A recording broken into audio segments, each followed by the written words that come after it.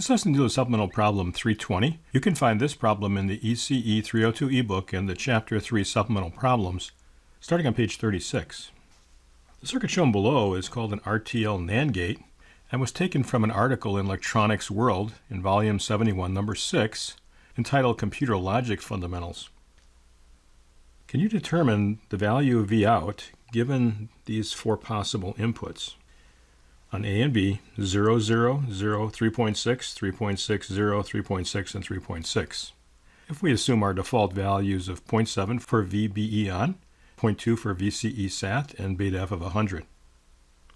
Lastly, justify or explain your answers. Let's do the first case of 0, 0. I'll put a short in for the two inputs. Now, given no input here, I would guess we're probably in cutoff for the two transistors, so let's take Q1 and Q2 and just erase them. Let's label the collector base emitter of each transistor. Let's see if we can analyze the circuit and see whether we can verify that we're in cutoff.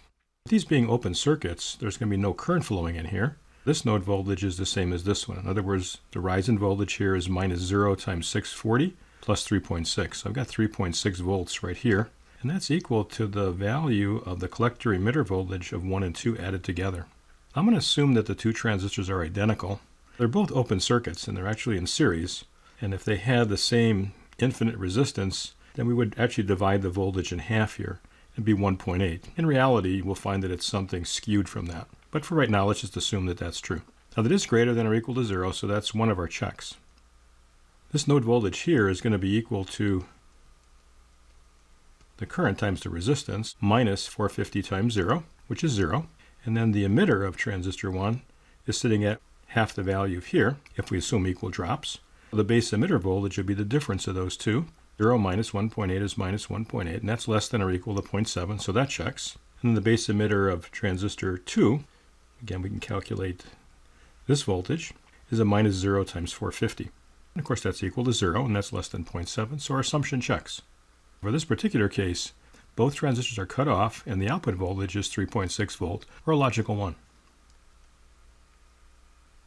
Let's do the next case, which is 0, 3.6. Given 0 volts, I'm going to guess that this is going to be in cutoff because I don't have any source of voltage to pump current in here. Because this is a logic gate, if I put 3.6 volts here, I would kind of expect the transistor to saturate. Be my first guess. Between the base emitter of transistor 1 and open circuit, likewise between the collector and emitter, and then for saturation between the base and the emitter, the turn-on voltage of 0.7, and then between the collector and the emitter, the saturation voltage of 0.2. Let's find the current going in here. It's going to be this node voltage minus this node voltage. 3.6 minus 0.7 over 450, that's 6.44 milliamps. That says that the base current here is greater than or equal to 0, and that's one of our checks for saturation. The collector current of transistor 2 is 0 because there's an open circuit here, but that is greater than or equal to 0, and that's our second check. And then the third one is the ratio of these two, which is going to be equal to 0, and of course that's less than beta f of 100. Let's tackle the top transistor. This node voltage here is going to be minus 0 times 450, which is equal to 0. The emitter of transistor 1 is sitting at 0.2. Base emitter of transistor 1 is 0 minus 0.2, or minus 0.2, which is less than or equal to 0.7. That's one of our checks. Then lastly, we have to check the collector emitter voltage. This node voltage is 3.6, and this node voltage is 0.2. The difference is 3.4. That is greater than or equal to 0, and that's one of our checks for being in cutoff. So the assumption checks that in this particular case of 0 and 3.6 input, the top transistor, Q1, is cut off, the bottom one, Q2, is saturated, and the output voltage is 3.6, or logical 1. The next case is 3.6 and 0. I'm putting 0 for an input. I'm going to guess that we're probably cut off because I don't have any source of current to forward bias this junction. And then for the other input, V sub A, I've got 3.6 volts. Initially, I guessed that this was saturated, but I actually had a contradiction. And I tried other models. The only thing that worked is the edge of cutoff, as we'll see shortly. Let me assume the edge of cutoff, and the model is between the base and the emitter, we have the turn-on voltage of VBE on, but no current coming in. We have an open circuit between the collector and the emitter. We need to show that the voltage across here is greater than or equal to 0.2 volts, the saturation voltage.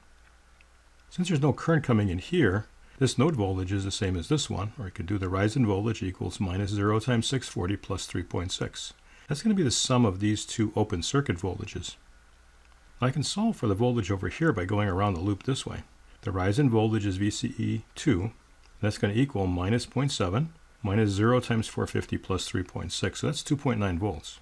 If this is 2.9 volts and this is 3.6, well then the difference across here is 0.7. Even though these are open circuits again, I have an unequal voltage across the two. And that can happen because it's just different values of infinity.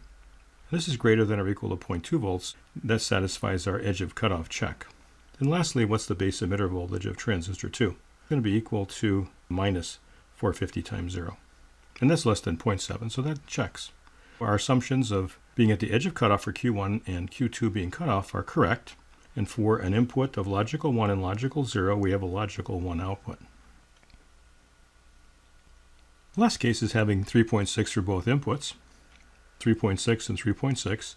Having a logic gate and a logical 1 input, I would guess that these are both saturated. So let's make that our first guess, and then we can check it to see whether it's valid or not. To be in saturation, we have a voltage across the base emitter of VBE on, in this case 0.7, and then between the collector and the emitter, the saturation voltage of 0.2. And the same for transistor 2, between the base and the emitter, and the collector and the emitter. Let's label the currents IB1, IC1, IB2, and I sub C2. We've got two voltage sources in series, so this output voltage is 0.4. And let's solve for the base currents. This node voltage here is 3.6. This node voltage is 0.7 plus 0.2, which is 0.9. 3.6 minus 0.9 over 450 is 6 milliamps, and that's greater than or equal to 0, so that's one of our checks. The collector current coming in here is going to be the current in this resistor, which is 3.6 volts minus 0.4 divided by 640. That's 5 milliamps, and that's greater than or equal to 0. And then lastly, our check of their ratio. 5 milliamps to 6 milliamps is 0.8, and that's much, much less than 100. So that's our check that we are in saturation. The current in here is going to be the voltage across the resistor of 3.6 minus 0.7 divided by 450, and that's 6.44 milliamps, and that's greater than or equal to 0. And the current in here is the base current of 1 plus the collector current of 1. Base current of 1 was 6 milliamps, the collector current was 5 milliamps, that gives me 11 milliamps, and that's greater than or equal to 0, so that checks. And then lastly, the ratio of I sub C2 to IB2 is 11 milli over 6.44 milli, and that's 1.71, much, much less than 100. So our assumption checks. A logical 0 out. Lastly, let's figure out what kind of a logic function we have. Here are our inputs, 0, 0, 0, 3.6, 3.60, 3.6, and 3.6, and our outputs were 3.6, 3.6, 3.6, and 0.4. In the notes for RTL logic, we were using a logical 1 from 0.9 to 3.6, and from 0 to 0.7 is logical 0. So it would be 0, 0, 0, 1, 1, 0, 1, 1, 1, 1, 1, 0. This is actually the AND function complemented, so it's a NAND gate. This is the symbol for a NAND gate if you were to take ECE302. And this is supplemental problem 320.